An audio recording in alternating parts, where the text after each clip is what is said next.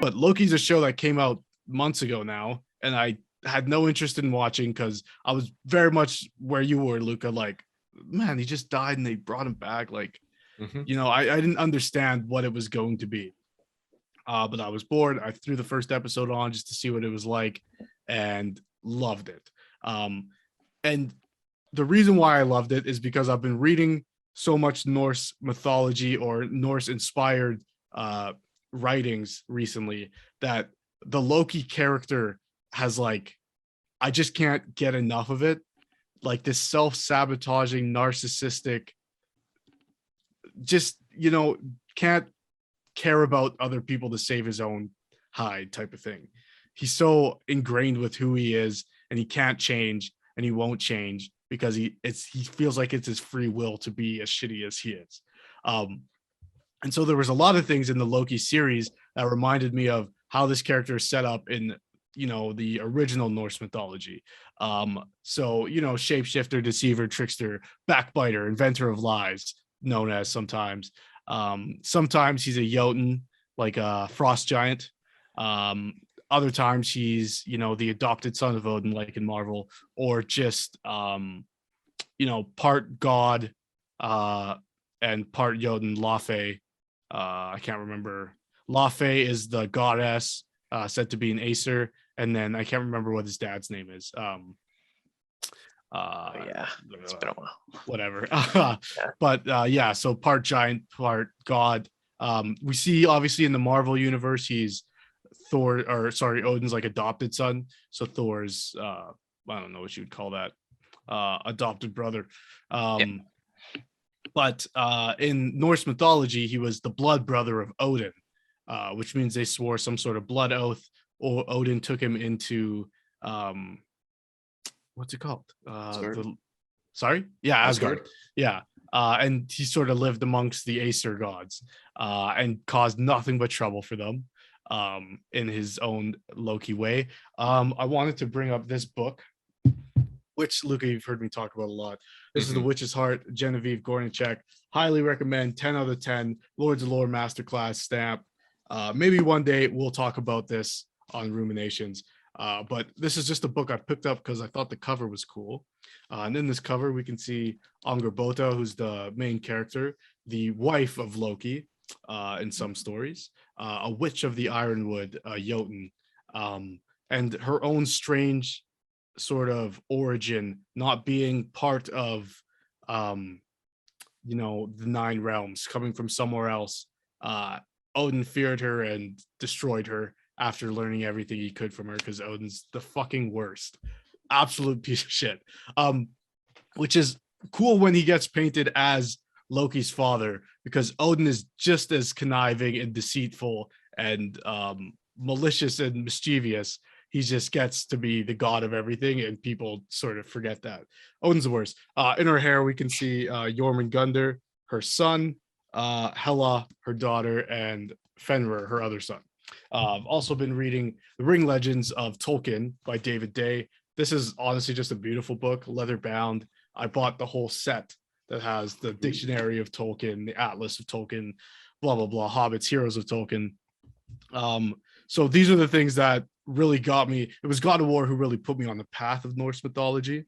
But then these books were what really started unraveling some of the stories for me, which is why when I watched Loki, a few of my friends weren't as into it as I was, but there were so many things to me that pointed back towards the original origin and mythology of Loki that I thought it was so brilliant. Now, that could be me reading way too much into it, but I think it's interesting still that when you get this character in a different sort of environment or adaptation, as he is in Marvel, it's still like the things that happen to him are still similar, even if they're intended to be or not, because this type of character brings these sort of things upon themselves.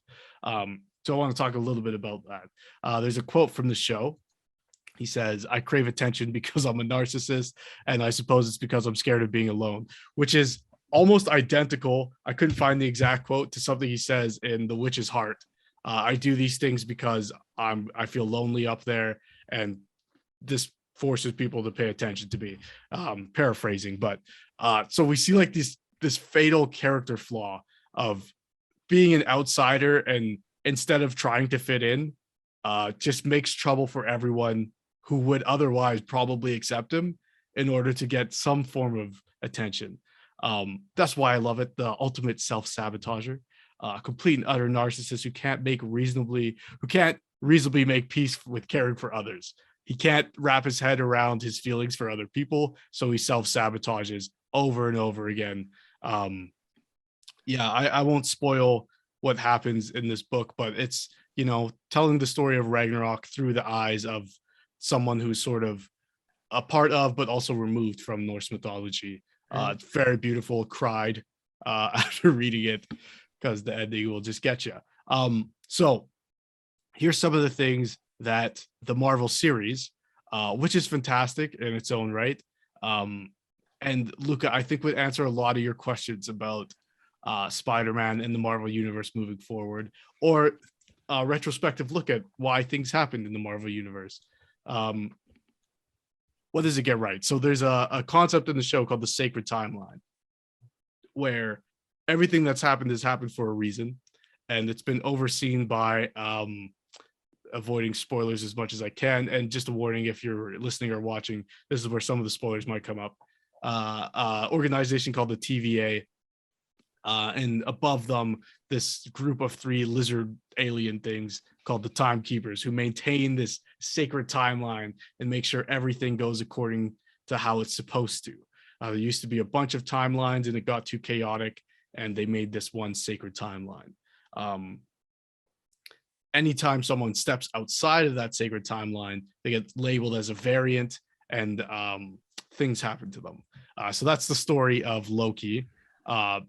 That's the setup. That's why Loki's still alive in this spin-off series, is because when the Avengers go back in time, he gets the cosmic cube and teleports himself.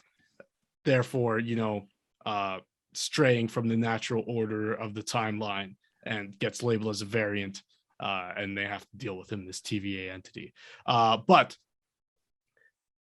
there is a person, this is big spoilers, there's a person called the One Who Remains, who's even above the Timekeepers. And they are sort of, I'll try to avoid who that is, but they are overseeing everything. The Timekeepers aren't real. The TVA is being lied to, but this person, that is their goal, is to maintain this timeline, and make sure everything processes from the start of time to the end of time. This is Odin. This serves as like the proxy of Odin in this story of Loki, because Odin, as we know, the foreseer of Ragnarok, with the powers he learned from Angrboda to predict and see the future, is making sure that everything happens to lead up into Ragnarok. And then after, we know that Loki, or if you don't know, Loki kills Balder, which sort of starts the events of Ragnarok. He kills him by telling his brother, whose name I forget, who's blind, to shoot a mistletoe and points it at Balder, killing Balder, who can only be harmed by mistletoe. But there's things that sort of imply in the poetic and prose edda that Odin was aware that this was going to happen, or at least could foresee this happening, and let it happen, or didn't do anything to intervene. So there is that sort of, and the reason why Balder has to die is because Balder serves a purpose after Ragnarok, which creates the new world. The old gods had to die for the new world to rise, sort of in its ashes. And Balder leads that new age of people, which start our world. So it's the One Who Remains, again, I'm trying to avoid spoilers, gets to a certain point where there's a similar thing that happens. And that's all I'll say. So the One Who Remains serves as Odin. Thought that was a cool parallel. Also, the One Who Remains explains that they made this timeline because when things were super chaotic, it was bad. But the reason why things became intertwined with those timelines is because the One Who Remains found a way to travel between realities, between different multiverses. Again, similar to Odin, who learned how to travel along the Yggdrasil, the life tree, into different realms, connecting all the realms together and then ruling over them. So I thought that was a cool way it related as well. There's a point in Norse mythology where Loki is forced to be bound after killing Balder with a snake that drips into his eyes. This is sort of similar to in this show. He gets forced to relive this very painful memory over and over and over again. And it's only in this memory where he admits to himself he's a narcissist and he's lonely, which is cool. Again, him being a variant, also sort of like him being the outsider among the Aesir.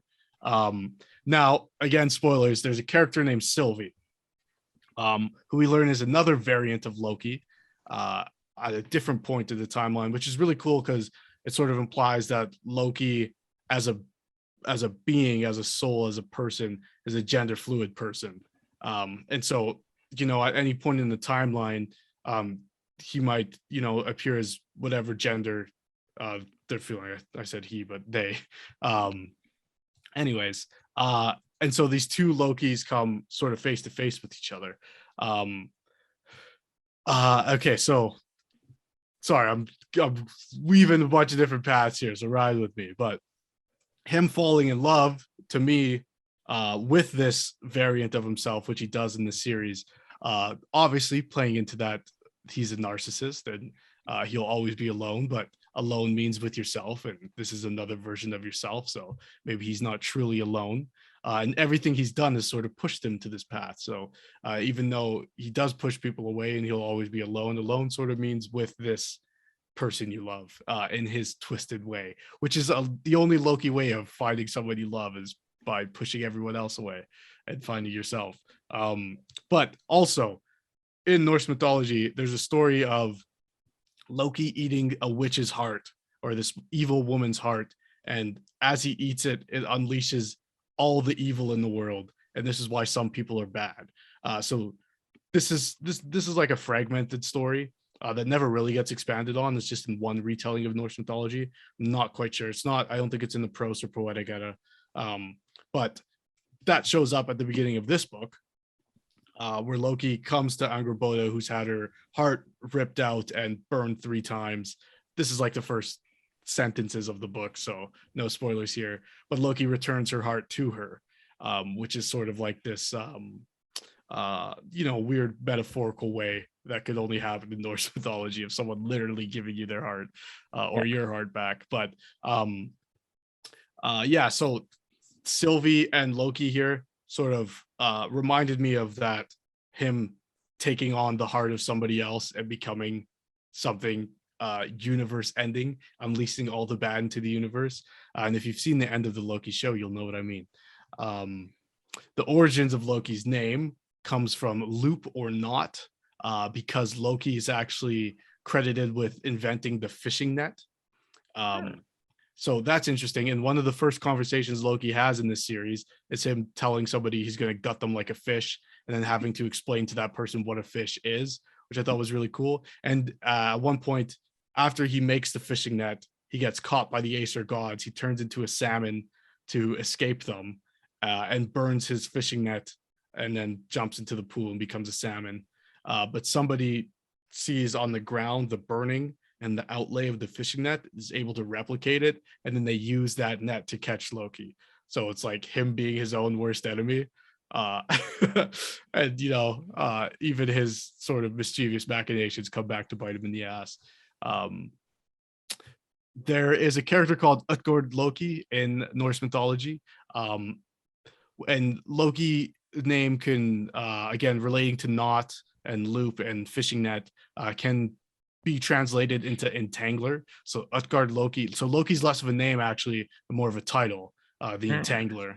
And Utgard Loki is the entangler of the Outyards. Again, relating back to this show, is that we eventually get to a whole group of Lokis who are in this outer sort of place of time, at the very edge of time, which keeps on expanding, type of thing. And there's different versions of himself there that he has to come in conflict with, as he does in Norse mythology. Then the last concept I wanted to talk about is free will. So my interpretation of this came from The Witch's Heart, where the main character, Angrboda, she can also see into the future and the prophecy of Ragnarok. And so she sees everything that plays up plays out up until Ragnarok. And Loki never wants to hear it because he wants to keep his free will intact. His choices and his actions are his own, and no magic or prophecy can influence what he does, which is the exact same concept in the series where there's this, the one who remains, who says everything is happening according to how I foresaw it happening. I have it all written down here. You can see everything you've ever said. And it's like, what? And then he writes that down too. It's like, but this concept of like, I refuse to believe this because I have my own free will, even though the evidence is here. And that sort of character trait comes back up in original Norse mythology of Loki rejecting any sort of prophetic visions of Ragnarok. All this to say, I fucking love the character of Loki. I thought Marvel did an excellent job of translating Norse mythology and the character flaws of Loki into a modern sort of take on this concept of multiverses, and set up the next phase of the Marvel Cinematic Universe excellently. So, Luca, when you were saying earlier in the show, like, you're getting tired of the same approach Marvel's had, it's a show like this where I was feeling very much the same way you were. I wasn't like Shang-Chi. I just saw sort of like I wouldn't have gone to see it otherwise. It was like I went with a group, and that's the movie we saw. Falcon and Winter Soldier I watched months after it came out. WandaVision I watched as it was coming out. But sort of after that, I lost all excitement. I haven't seen Black Widow. I'll see Eternals when it comes out on DVD. I have no, intentions to see it in the theater. After Endgame, my interest in the Marvel Cinematic Universe waned, like right off a cliff. WandaVision peaked it for a second, and then it went immediately back down. And now I've come to Loki, and it's all the way back up again. I think, like, not only am I like wanting to reread The Witch's Heart because it's just such a cool retelling of Ragnarok, everything Loki I'm trying to consume, because this character died and I was like, this character is one of the best characters, man, and I'm sad to see him go, but it was time. And now I'm like, no, hold the phone. Like, I want Loki in everything again, because it's not the same Loki we saw die in Endgame. It's the Loki we saw get defeated at the end of the first Avengers. And there's a really cool scene where he comes face to face with like the Infinity Gems, and I can't remember what it was, but there's a moment, and it's acted so well, where you just see like how powerless he looks, and the realization that nothing he does actually matters as he sees his life sort of play out, and sees him dying at Thanos' hands. Also, all the variant Lokis in the show were fucking incredible. Richard E. Gere from Rise of Skywalker's in here, and oh my god, he's like a Loki who survived the Thanos attack and went and played God on a planet for a few hundred years, I think, and then he got lonely. He got lonely again and self-sabotaged and revealed himself, and that's when he got caught as a variant. I don't know. I thought everything about this show, glorious purpose, it's fucking incredible. I'm glad I waited so I could binge it all, because I watched it all in one night, because I watched the first episode and was immediately hooked. So I've been fucking ranting for 20 minutes. You guys have thoughts on the God of Mischief? I think it really helps because Tom Hiddleston adores playing that character.